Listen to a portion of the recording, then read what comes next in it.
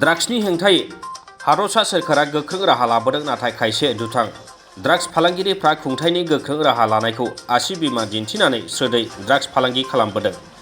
ड्राग्सखौ गोदान आदब खायदाजों क'क्राझार जिल्लानि श्रीरामपुर जानानै लांनायाव ड्राग्स फालांगिरिफ्रा सम सम पुलिसजों हमजाबोदों। बेबादिनो सनिबारनि मोनायावबो गसाइगावनि श्रीरामपुराव 3 कौटि रां बेसेननि ड्राग्स हमनो हादों सिमालटापु पुलिसआ। सिमालटापु पुलिसआ सिग्रोमनानै गंसे महिन्द्र गारियाव गासै 2 केजि 477 ग्राम ड्राग्सखौ हमनो हायो। ड्राग्सखौ गुवाहाटीनिफ्राय कचबिहार फारसे लांबाय थानाय समावनो श्रीरामपुराव हमनो हायो।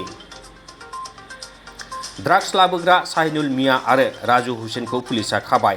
ड्राग्सखौ गारिनि जिरायग्रा सिटआव सिखोमानानै लाबोदोंमोन। हमनाय गारिनि नम्बरा जाबाय WB74Z5016।